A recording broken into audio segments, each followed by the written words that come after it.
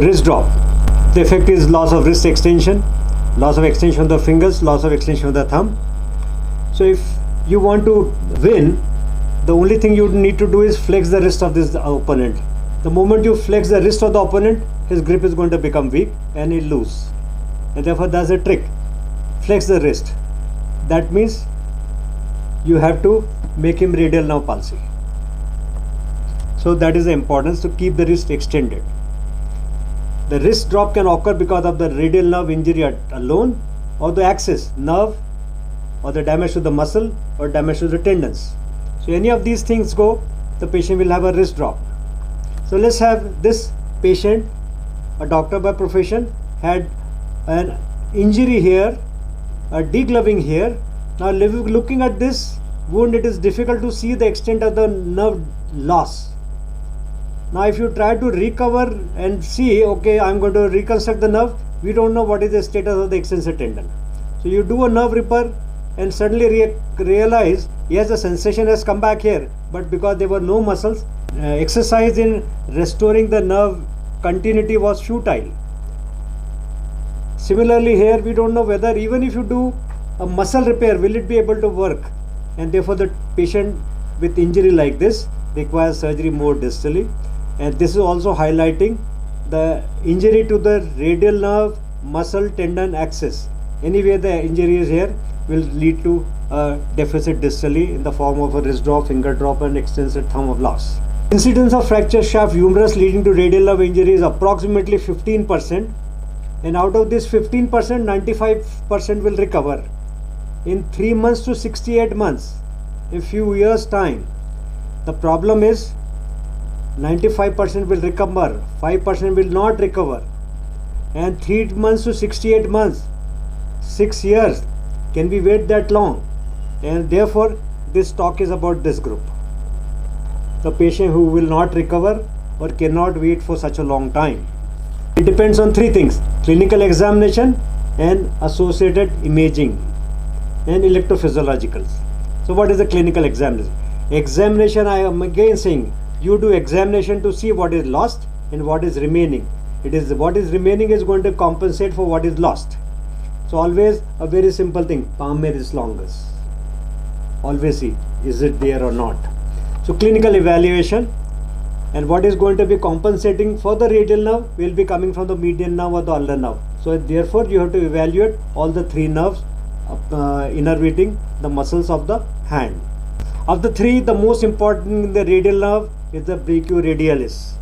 If you, so in the mid-prone position, you ask the patient to flex, and if this is standing out and this is good, you are happy. Why happy? I'll come to that. So mid-prone forearm, active flexion of the elbow, contraction of the brachioradialis against gravity is the important thing to be considered with a fracture of the shaft of the humerus who has a radial nerve injury. The next thing you should see is the palmaris longus, presence or absence, and of course superficialis of various fingers, keeping the other fingers extended. Radial nerve injury leads to inability to extend the MP joint. Inability to extend the MP joint. If the patient is extending the IP joint, that is a function of the ulnar nerve, and therefore the patient is having a finger drop and he is moving the finger, do not think his radial nerve is recovering. This extension of the IP joint is because of the ulnar nerve innervated lumbricals and interossei, and therefore you should concentrate on extension of the MP joints and not extension of the interphalangeal joints. So you assess brachioradialis, then the Tinel sign, and this girl had this beautiful looking scar on the posterior aspect after humerus plating, and she has a wrist drop, and she is in for a second surgery because the electrophysiological study says the nerve is dead. So elicit the Tinel sign, palpate from distal to proximally and see what is the status of the Tinel sign. And you do it not once, you do it every 2 weeks, 3 weeks to assess whether the Tinel sign is progressing. I'll come to that. So you assess brachioradialis, you assess Tinel sign, and the third thing you assess in a fracture shaft humerus with the radial nerve palsy is tender recovering muscles. The muscles which are recovering are tender, So these are the first group of muscles. What are these muscles? Outcropping muscles. Brachioradialis, ECRL, ECRB. If these become tender, you are sure the nerve is recovering. Tenderness of the muscle, the squeeze test. This response is specific to a reinnervated muscle. It cannot be elicited in dead muscles or normal muscles. So you and me probably will be normal, and if it is getting reinnervated, they will become tender. It's a simple, clear and early indicator of muscle reinnervation and published some time back. Sensation, the dorsal aspect of first web space, is another indicator of a total nerve injury here.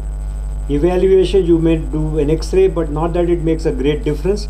But what has been said, Holstein-Lewis fracture, this edge is somewhere in the lower fourth where the radial nerve is winding around and is likely to get damaged, but not very true, but only suggestive.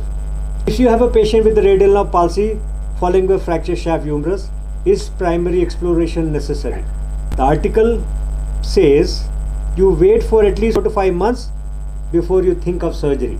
Unless the patient is desperate to undergo surgery, then you have other indications for operating. Otherwise, in a closed injury, recommended period time is about 4 months. Now what do you see in this fracture of the humerus which has been nailed? There is a one hole, there is a second hole, there was a third hole, there was a fourth hole, fifth, sixth, seventh, eighth and some more hole. So multiple attempts were made and finding the hole. That means multiple times the drill went from here to there, and therefore the possibility of one of these wire hole hitting the radial nerve is extremely high. And for this patient, therefore, will probably, everything is probably an indicator for exploration of the nerve, and therefore multiple holes probably suggest things didn't go well first time. Electrophysiology is a very subjective interpretation. It can possibly differentiate between a problem more higher up or more different, or maybe a peripheral neuropathy.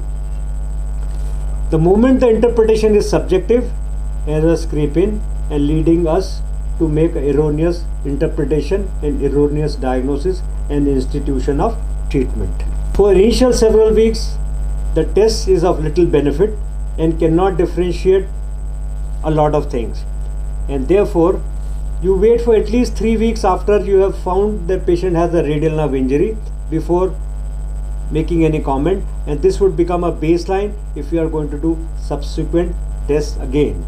There are various factors which will decide whether the nerve is going to recover or not going to recover. Will be the age, sex, time of repair, type of repair, what was the kind of environment, what was the suture material used. If you use a suture material like catgut and thick silk, probably sometime we have seen opening up 2-0 ethylon, 2-0 Vicryl being used for nerve suturing, and that kind of the nerves are not sutured end to end, nerves are sutured side to end, something like that.